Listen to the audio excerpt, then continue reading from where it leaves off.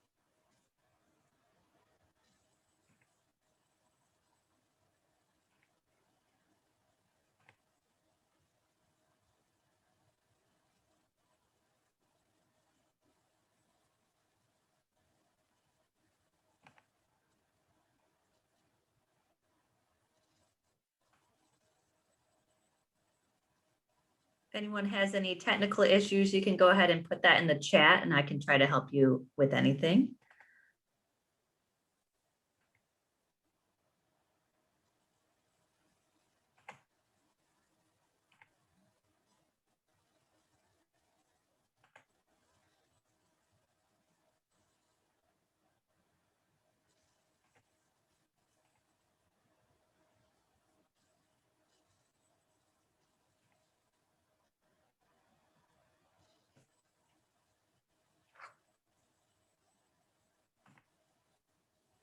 All right, we can go ahead and get started.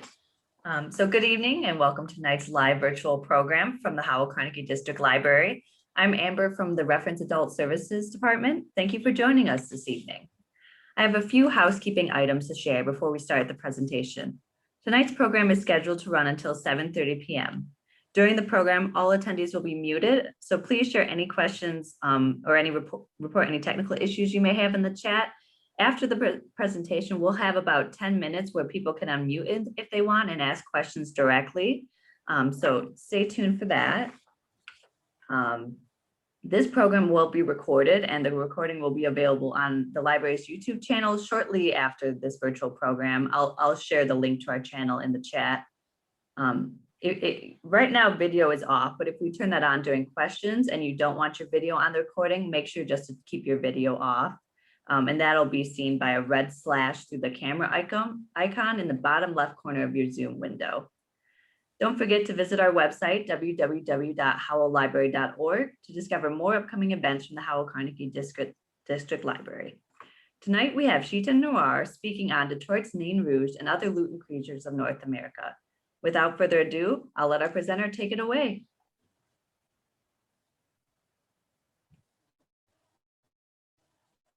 Hi guys, can everybody hear me? Okay, well, I am Shetan Noir, and I am a cryptozoologist and paranormal investigator. I write for a company of magazines called Squatch DQ, Squatch Digest, G Hunters, which focuses on ghosts and paranormal investigations, and Watchers, which is UFOs, aliens, that kind of phenomenon. And then we also have a Weird Travels magazine that we're starting up. I am also a published author. My 3 books that I currently have for cryptozoology are Lake Monsters and Odd Creatures of the Great Lakes, Mothman and Other Flying Creatures of the Mist, and then The Marvelous Misadventures of Tegan Gray, Tegan versus Bigfoot, which is more of a children's book. I became interested in the Nain Rouge probably about 20 years ago and started researching it. Have attended almost every one that we've had in March in downtown Detroit, and so it has really become a topic that I'm very passionate about, and I do a lot of research into now. As you can see on the screen in front of us, we have a wonderful little carving of what some would say is a artist's rendering of the Nain Rouges. And this is actually found on the Moselle down in Detroit. It's a very large building, and that building is actually said to be haunted of its own, but that is your stopping point for March du Nain Rouge that we have every third Sunday in March. But let's get started with the actual legend of how the Nain Rouge came about to being the harbinger of doom for Detroit.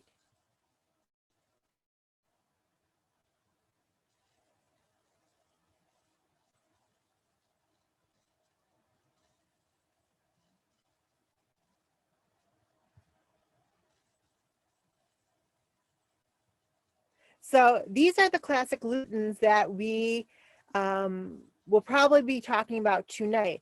In the middle, we have Mr. Nain Rouge.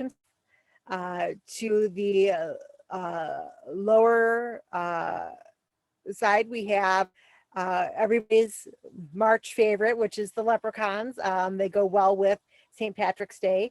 We also have hobgoblins and elves, and a phenomenon known as the Pukwudgies, which we have several reports of around the United States. So the history of the Nain Rouge actually doesn't start in Detroit. It actually starts in St. Louis, Quebec, which at one time was known as New France. And it happens on the night of March 10th, 1701. And the legend goes that Antoine de la Motte Cadillac was his new title after marriage to his wife. He and his family and friends were throwing a huge party in Louis, Quebec. And on the night of this party, a fortune teller came calling. Now, she fit the part of being a fortune teller, dressed as a gypsy, had a black cat that sat on her shoulder, and she told people's fortunes at the party that night. So in order to, what they thought, confuse her, everybody switched places, so she didn't know exactly who she was talking to. But when she got to Cadillac, she warned him. After he had asked, what fortunes his family would gain in life and what kind of success they would have, she warned him that if he were to challenge and fight with the Nain Rouge, his life would go to ruin. And he kind of laughed it off and set forth the next day to what would then become the Fort Pontchartrain, which would then become Fort Detroit, which would then become the city of Detroit.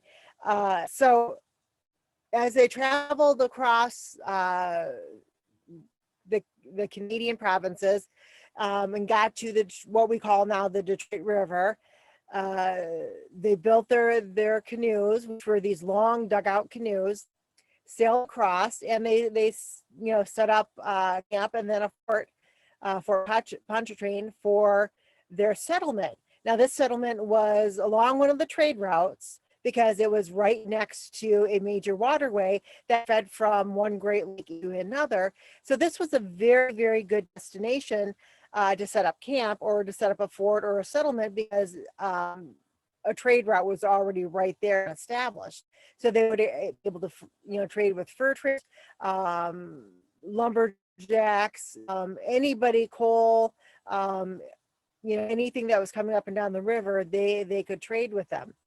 So as it would happen, everything was going very well for the new settlement until as the Cadillac and his wife were walking along the river, as would have it, Nain Rouge pops out of the bushes and challenges back to a duel. Now, Cadillac has a cane and the Nain Rouge has a stick. As the story goes, Cadillac ends up besting the Nain Rouge, which upsets the Nain Rouge. And not bad enough Cadillac wins the fight against him, but then he proceeds to beat him with his cane until the Nain Rouge scampers off. And this begins our woeful tale of how the Nain Rouge has taken revenge on the city of Detroit, all because of Cadillac. Now, here is a artist rendition of the party that took place that night with the fortune teller in the blue. You can kind of make out her black perch on her shoulder, and then all the officers in Cadillac in the tan uniforms waiting to have their palms read and their fortunes told. And this is a artist rendition of Cadillac and his men crossing the Detroit River and actually making it to what we now know as the Michigan side of the river, and in hopes of settling there and building not only a camp but a fort.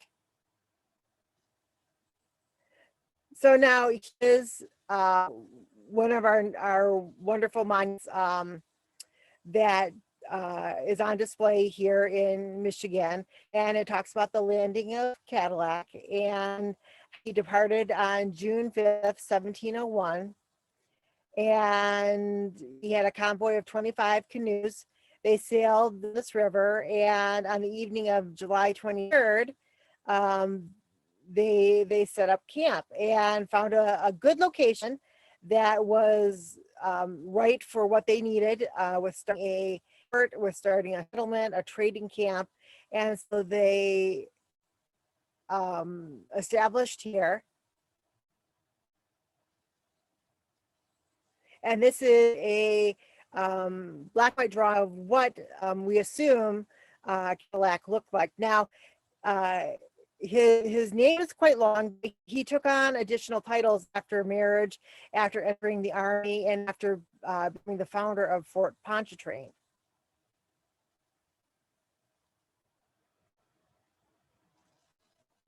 And here is a statue that's also in the city of Detroit of Cadillac. Now, here is this is actually a character, a person who portrays the Nain Rouge, are at the March to Nain Rouge. That happens almost every third Sunday of March in Detroit. Last year and this year, it's been postponed because of the COVID-19 pandemic. And so after 10 plus years of chasing him out of the city of Detroit, he's making his foothold back in, and he's actually here in Detroit, and doesn't look like we're going to get him, out of here anytime soon, because he's, like I said, we chase him out every third Sunday of March, and that hasn't happened last year or this year. So we don't know when he'll be chased back out again. This is actually on the front steps of the Masonic, and he always, at the parade, he always gives a tormenting spiel about how he'll go on, and usually some of our politicians and some of the Detroit founders of the parade throw him in a car and drive to Toledo and drop him off there. So now, let me go back one. Come on, go back. Okay, so a lot of people wonder why the Nain Rouge has such an effect here in Detroit.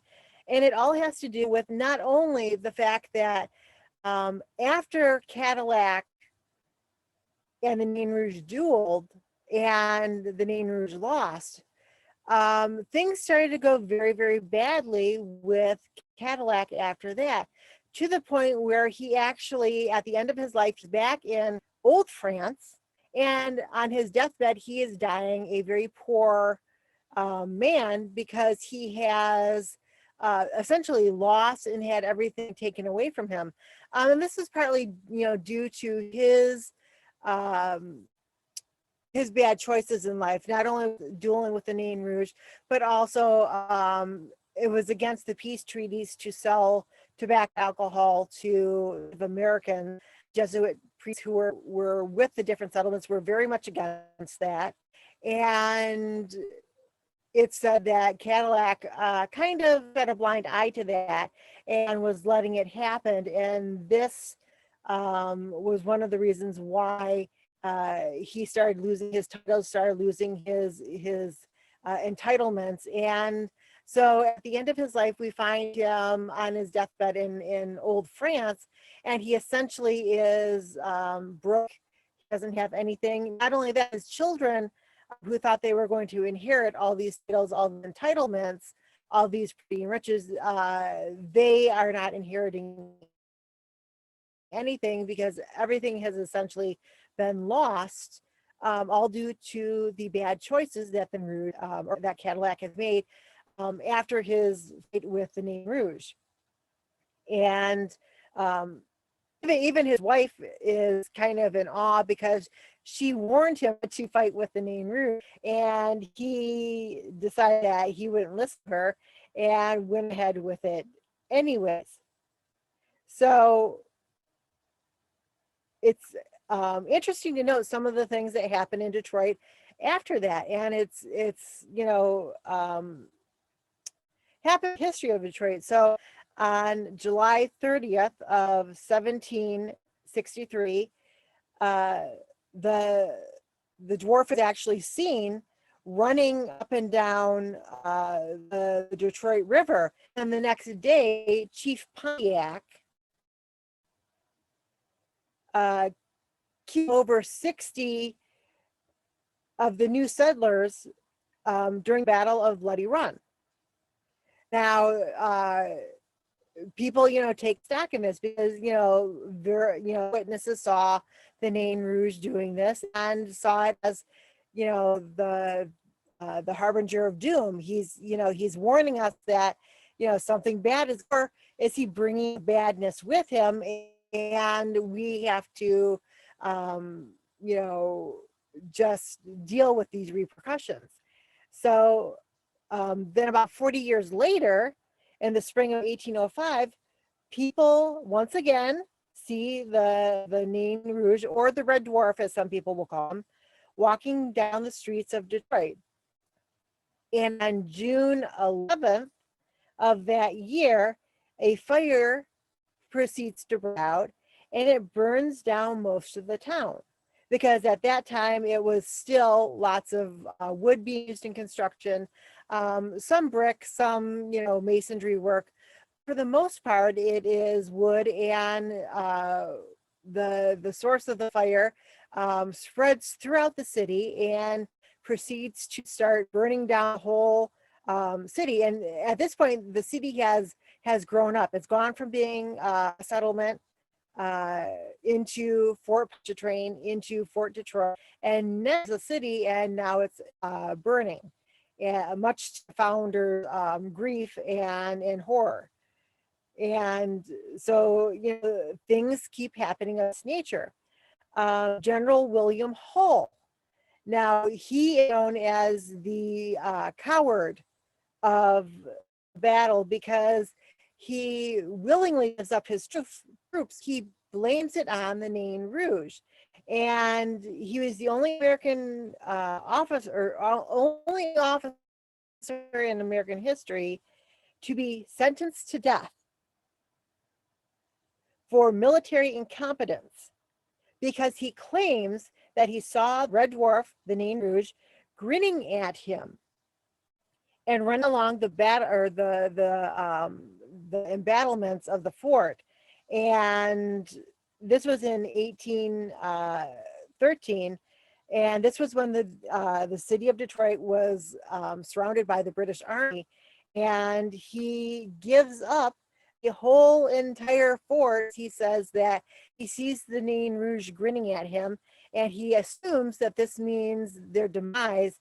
He figures it's better to negotiate with the British Army than with the Nain Rouge. Unfortunately, that didn't play out well for him because he was sentenced to death for cowardice, and essentially the military, disposed of him.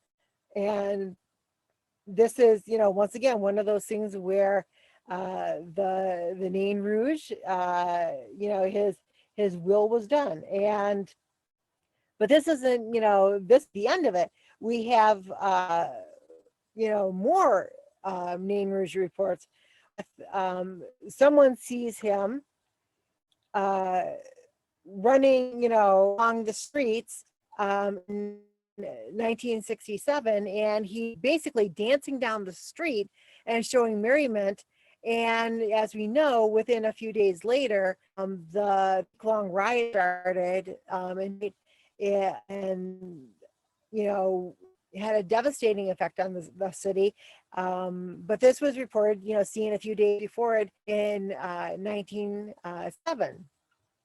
And so, even in recent history, people have seen the Nain Rouge and, have reported seeing him, and then a catastrophe happens afterwards.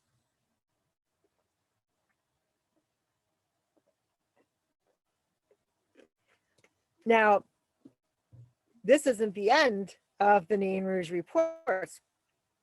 In 1976, two electrical workers are climbing an electrical pole, a utility pole, to work on some lights. Now, this happens on March 1st, 1976. Now, as they're climbing the pole, one of them looks down and sees what he believes is a small child climbing up the pole underneath them. And they both are telling him to get down because he's climbing up with bare hands, bare feet. They're yelling at him to get down, you're going to get hurt. And then the what they think is a child looks up at them, and they see these red glowing eyes, they see these horrible teeth, reddish complexion, and what looks to be hair all over him. And it's at this point that the creature scuttles on the pole and goes scampering off. And right after that, there was a huge blackout that happened, and the whole city lost power. Now, in 1997, we were hit with one of the worst storms ever in Detroit history. This was, people, some people claim that the Nain Rouge was spotted. Some people claim he wasn't spotted. But, it makes you wonder what exactly he takes with him. He appears. Certainly people, will put the mythology of the Nain Rouge, of how does, this creature affect so many elements of the city. And when you think about the Nain Rouge, going back to Native American legends, the Nain Rouge was actually saw as a guardian of not only Belle Isle and the Detroit River, but also the land around Detroit where the settlement was built. So imagine, he's this protective spirit, and these white settlers come along and start tearing down the woods to build their own living, accommodations. They're producing waste, which is being thrown into the Detroit River, because a lot of times with indoor plumbing, your solution was you use the bathroom in a bucket, or you went into the woods and used the bathroom, and then you just dumped it out and left it there, or you dumped it into the river thinking that it would be washed away. And so you have this guardian spirit in the Nain Rouge, the red dwarf, and he is being lost at what to do of, these settlers are coming and basically destroying and making the areas that he holds dear into a wasteland.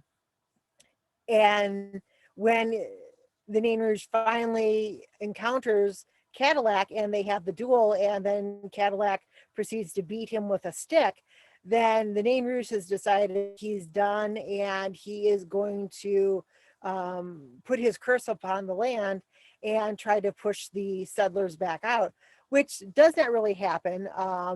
Michigan became a very good source of trade with both lumber, fur trades, the coal and iron industry, later in the 1800s. And the Great Lakes became a very easy, way to ship these things to different ports. Now, I say easy in the fact that it's easy to load the boats and sail, from one point to another. But it's not easy in the fact that the Great Lakes are some of the most treacherous waters in the world. And there are over, I would say, between 20 and 40,000 ships that have been destroyed or had an ill effect because of the lake weather, and the lives that have been lost. You're looking at very similar numbers, between 20 and 40,000 lives that have been lost here on the Great Lakes, due to storms, due to the wrong type of ship being used. So it was easy for trade in the fact that they could ship from port to port, but not easy in the fact that they had to sail across these waters and they could change at a moment's notice. So now the Nain Rouge, like I said, there has been for the past, I want to say, 14 years, there has been a march every third Sunday of March. And the purpose of this march is to bring the community together as a whole. And it's very much like a Mardi Gras parade. Have second line bands who come and start just playing whatever music they want. We have different float festivals, and everybody comes together, and there's a march that starts up by Traffic Jam and Snug, and then proceeds to work its way around the different neighborhoods until its final destination is the Masonic Temple in Detroit, where that's kind of the end point of the parade. And the Nain Rouge, the person dressed as the Nain Rouge, gives a presentation, antagonizing the city of Detroit. And then he's sent down to Toledo, where we hope he stays, but somehow he always finds his way back. And so he is our homegrown native Michigan Lutin that is here to stay. And as long as there's a Detroit, we're probably going to be talking about the Nain Rouge. But here in North America, we have other Lutin type creatures. So here are some of our classic representations of Lutins. Now, a Lutin it's generally translated into English as a brownie, an elf, fairy, gnome, goblin, hobgoblin, imp, leprechaun, pixie, puck, sprite, Pukwudgie, and these are all, they're the very small creatures that we typically think of with, when you picture garden gnomes, that's what we're talking about. When you picture a leprechaun, that's what we're talking about. They are here to either impede and cause problems, or to help and make life easier. So in the case of the leprechaun, we're all familiar with the tales of the leprechaun's pot of gold, and how, if you follow to the end of the rainbow and you can find the pot of gold, it's yours. But a leprechaun will never give up the location of their gold. But it's also a fact that leprechauns were cobblers at one point, and they would help fix shoes. So it's said that if you were to leave out a piece of gold with an old pair of shoes, that the leprechauns would come and they would repair your shoes almost to brand new, and accept the gold as a payment. Now, in some parts of the world, shoes are more important than gold, so you can see how this would be an advantage. But you also have creatures like the brownie, who will help to a certain point. They might, clean up the cobwebs and the dust, but they will also be um, to the point where they're causing problems. And several old stories go that the family grew so annoyed and aggravated with the actions of the brownie that they packed up the house and moved out. And the very last, portion of the story is how, the brownie is so happy that the family decided to take with them because they never thought to check this pot for the brownie, and he's sitting there with all of his belongings. So they essentially move, to a new house, but they take the brownie with them. And he just starts up his shenanigans again. Now, here in the United States, we do have some reports in different areas of uh, um, creatures similar to gnomes. I don't want to call them trolls, because that kind of gives a different mindset, but they're a gnome-like creature, but they're a very bad gnome. I guess you could almost call them a hobgoblin. And they are known for, once they pick a territory and they decide that that is their area, that's where they belong, you're not going to deter them. And sometimes they pick like a old shed or a little rock outcropping. And it's said that, if you aggravate them, they will cause you a lot of problems. And the only solution that you may have is to move to a different location. Now, in these cases, they will not follow you because they have already staked out a territory of their own, and they are very much, satisfied with staying in that territory. They don't want you to mess with them. They just want to stay where they are, and what's theirs is theirs and not yours. Now, Lutins that include the Nain Rouge or the Red Dwarf, um, you know, th- some historians, some folklorists say that the stories of the Nain Rouge were actually brought here from France and from Normandy, and because there was tales and superstitions and folklore of these creatures in those countries, that essentially the Lutins followed them over here into North America or the New World, New France, and set up shop right alongside them as this was the new place. But according to Native American traditions, these creatures were already here and living, and the Native American version is a little bit different than what we see with the French, Scandinavian, German, accounts of the Lutin type creatures.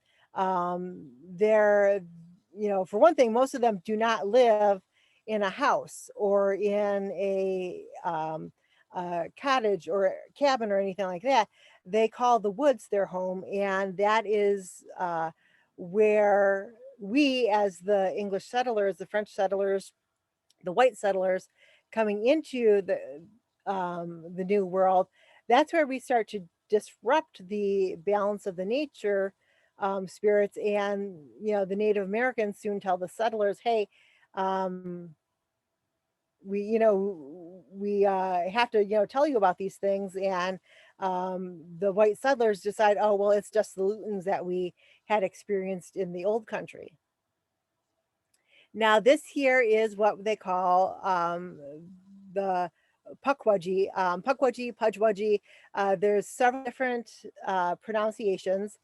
They are found all over the United States, from the Bridgewater Triangle in the East Coast, which is um, in Massachusetts. It actually forms a triangle from 3 different states.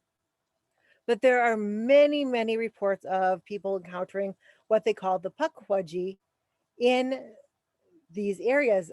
There's reports on the East Coast, in parts of Indiana, parts of Minnesota, Texas, out west. And the description is it's a very small, less than a knee-high creature, even smaller in some reports. So maybe only about the size of a hand. Um, and they're always trying to get people to follow them into the woods. Now, some folklorist historians say that if you follow them into the woods, you're never seen again. Um, but I don't know how they would determine that, because if the person disappears and never is seen again, then you don't really know what their true fate was. So I think it's just kind of one of those legends, and that if you follow them into the woods, they will probably take you. But the description is a very small, hair covered, humanoid type creature, that's covered in body hair. Usually they have spears or arrows, bows and arrows. And it's said that the bows and arrows are tipped with a poison, so that if you do pursue them, they will shoot at you and try to defend themselves that way. And it said that, they are the protectors of the natural environments with that they live in. And so when people are encountering these creatures, it's usually because they are on a wooded trail or they're close to woods and they have disrupted the Pukwudgies, either in their pursuit or their travels. And the Pukwudgies do not take kindly to this. It's also said that dogs are not big fans of Pukwudgies and will growl at them. Generally, if they chase them, something happens to the dog. So a lot of times, if you're walking in the woods with your dog and it starts growling, you never know. It could be animal or it could be a Pukwudgie that they are alerting you to. Now, according to the Native Americans, there are several different kinds of what we would call the Pukwudgies. One of them being, and I'm going to pronounce this, uh, the Bagwa Win. And these are described as 2 to 3, inches, feet in height, and they have a greenish complexion, which helps them blend in with the plants. Now, some cryptozoologists say that the reason that they have a greenish complexion is that they eat a lot of plants, and so that their skin takes on, this greenish tint. But it also helps in their camouflage. It's said that they live in the thick bracken fern canopies, and these can grow up to 3 feet high. Now, this allows them, this is actually a picture of a cryptozoologist believes that he caught a picture of one. They said that it was uh, raised its head up out of the canopy of ferns behind them, and he was taking pictures and was able to get a picture of the creature, and that would be its head that you see peeking up. Um, Now, I'm not going to say 100% that this could be the Bagua Ginini, but it could be. We do know that they like the forest. They like, living in the canopy of ferns, and that's where they call home. And this is just an iron depiction of a leprechaun. Now, going back to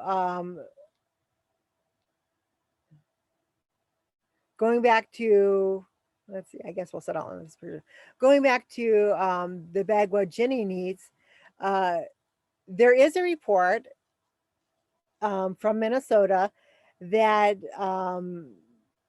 goes with a local waterfall up there. Now, I'm not going to name the waterfall's name because I do like for people to go and research and find, this information for themselves. So this one's going to be your homework, is to find out which waterfall these legends pertain to.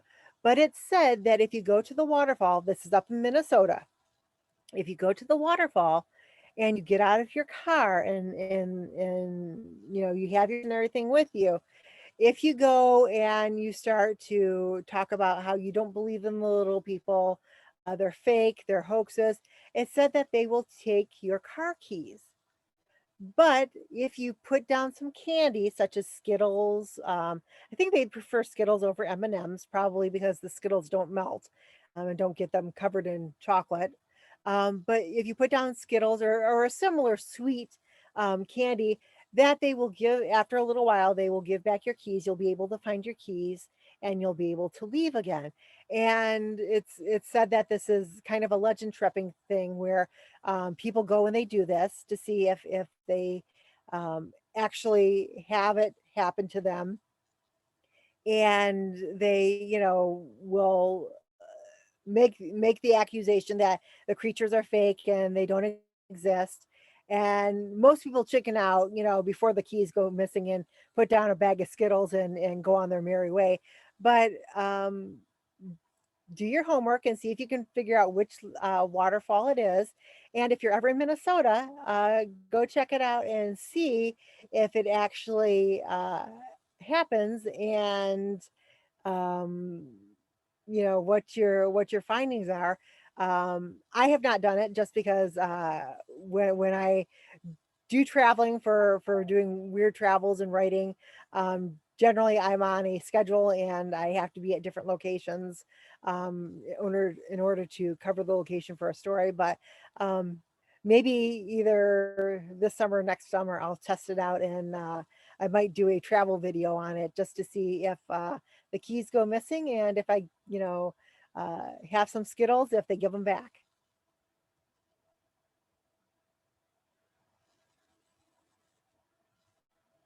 So now we do have some time uh, left, and um,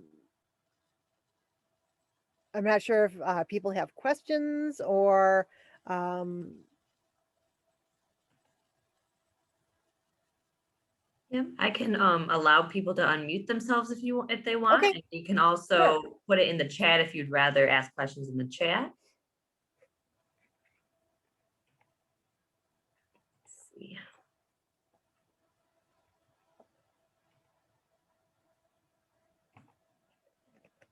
Okay, people should be able to unmute themselves now. You can also start your video if you want, but remember we're recording. So if you'd rather not have your video on, you can just keep it off. I'll start us off with a question. Do you have a favorite of any of these legends, any of these Lutin creatures that you like reading about or learning about? I I love the Nain Rouge. Yeah. I've always had a fascination with it, and it seems like the more research I do on it, the more little facts and trivia I find. But then I have to kind of compare my notes, because, as we all know, not everything on the internet is true, and there's a lot of fake reports, a lot of made up stories, and so I'm always kind of weeding through those to see um, if it's an actual factual event that's happened, or if it's something that somebody's making up. The hard and true history um, that I talked about is, well known. It's well accepted by historians, folklorists, cryptozoologists, of the different scenarios where the Nain Rouge has come into play, and has actually been named as the culprit, and people have attributed to him. Oh.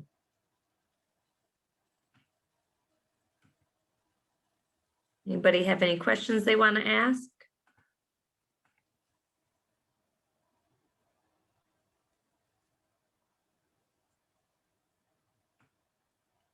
Oh, here's one from Kim. Have you come across any of these Glutens yourself? I have not to my knowledge. the thing about the Pukwudgies and we'll call it the Baji, um, they really don't want to interact with us. And the only time people have said to encounter them is just on off chances, as in you're walking in a woody area and you see the ferns or something moving, but there's really no wildlife around, so you're kind of, that's when you start to check things out a little bit more, and that's when you're probably going to have an encounter of seeing something, particularly if you have a camera, GoPro or something like that on you that's just recording the whole time. It's much easier to capture footage of something that way than to have your camera out and be trying to take pictures all the time, because they've come to realize that cameras mean detection. So if it's something that's just on you playing, then you can probably catch more um, activity. But no, I have not come across any of them on my own. Um, I enjoy researching them, but I think I'd be a little bit annoyed if I got shot with a little tiny arrow. Uh, CC asks, where do fairies land in the panoply of creatures, real or are they tricksters? Have you done any research on fairies? well, fairies are actually different than lutins. They are they're considered a different species. But there are legends of fairies up on Mackinac Island. And my friend who runs the paranormal ghost tours up there, Todd Clements, is very well versed in the fairies that are up there on the island. And but that's not to say that we don't have them in different areas of Michigan or the UP or the United States. Um, if that's something that you're very interested in researching, I would say go to places that you think that a fairy would live. Um, in my, if I were to go looking for them, I would be looking at botanical gardens, because what more spectacular flower area could you find than a botanical garden? But you have to realize that those are heavily traveled by humans, and they use lots of pesticides to keep the flowers beautiful. So then you might kind of rethink it and be like, well, maybe, you know, wildscapes, where wildflowers are growing in and there's lots of wild trees. But then you have to, make your own path, so to speak, to get into those areas. So with fairies, it's very much, you know, your belief of where you would find them, and then going and checking those places to see if they actually are there. Definitely, if you do want to talk to somebody about fairies, I would say um, make a trip for Mackinac Island and go up and talk to Todd Clemmings there, and get his ideas about fairies and what kind of experiences people have had in Mackinac Island with the fairies. I know that they have a lilac festival up there, which is, you know. Probably going to draw in, people, but also fairies. And it's also Mackinac Island in itself is kind of enchanted with, being out in the middle of the water, and, what kind of, things live there. I know it's definitely haunted. Robert has a question. He asks, do we know if these creatures are honored by things like us putting statues of them in our gardens, or does this anger them? I don't really know if it's either or. A lot of people who work with fairies, work with the Lutins, they will leave out if they're going to do any type of offering, they will leave out a food offering. Usually honey and fruit. Milk is good. A lot of your old folklore talks about if you want to appease the Lutins or the fairy folk or anything of those natures, leaving out honey with milk is a very good reward, very good payment for good behavior. Fruit is another good offering. Very rarely do we see anything like meats or cheeses or anything of that nature left out, because they, in a sense, they don't like those things. So if you're going to leave out an offering for one to draw them in, or to please the ones that you have, living with you, just small, little saucer with a little bit of honey and milk in it. Leave it out for a day or so, and then discard it.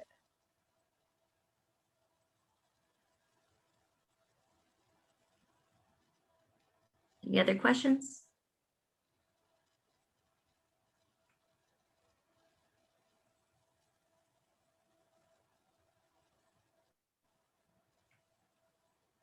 I will say that there is a difference between our Native American Lutins, which would be the Nain Rouge and the Pukwudgies and the Bajies, and the old world Lutins, which is your leprechauns, your gnomes, your Monticellos, brownies, things of those natures.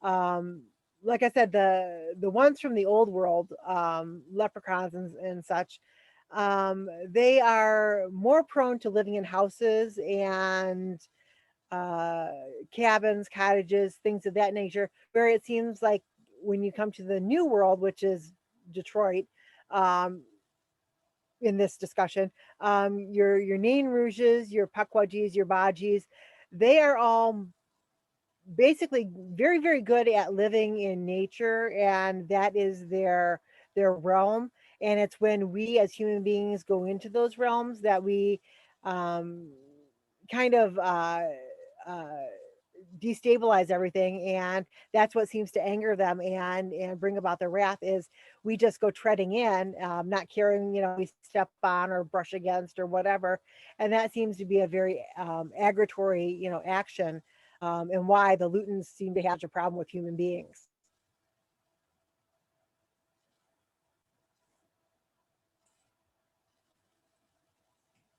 Okay, Cece says, thank you, fun topic. Thank you, Cece.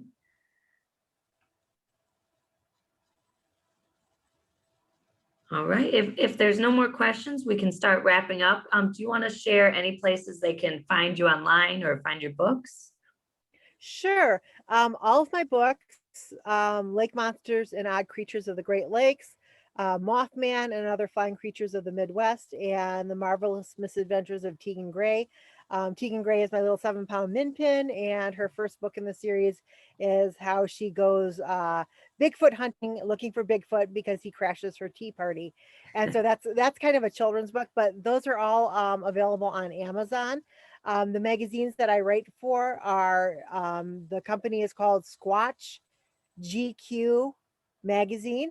And like I said, we have two different cryptid magazines that are focused on cryptozoology.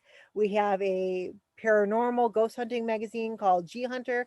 Watchers magazine focuses on UFOs, alien races, extraterrestrials.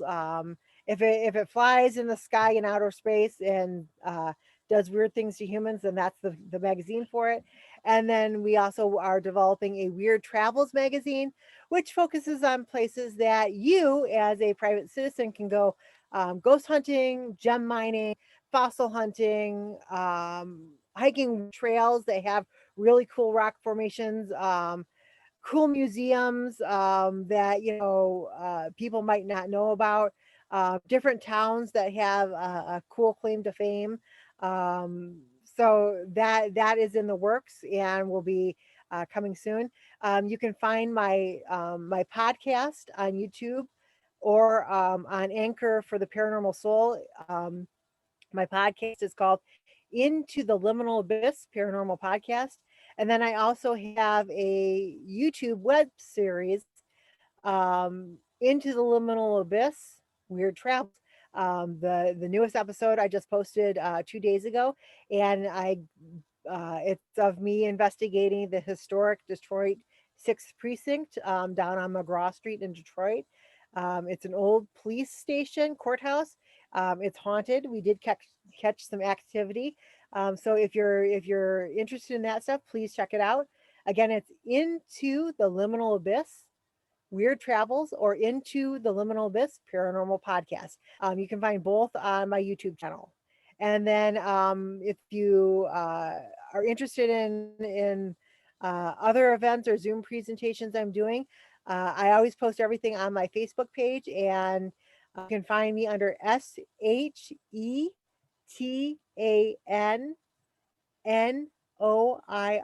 and that's on Facebook, that's on all my social medias, and for my website. Very cool. And I can share some of those links in the email I send out after this program. Okay. Yeah, so thank you for sharing about Detroit's Nain Rouge with us. And thank you all for attending tonight's program. I shared a link to our event evaluation in the chat. So if you could, please take a few minutes to give us your feedback in tonight's program. And I'll send that link again in the follow-up email as well, and to Shetan Noir's, all those links you mentioned. Visit our website, www.howelllibrary.org, to discover more upcoming events from the Howell Carnegie District Library. Good night. Thank you, everyone. Bye, guys.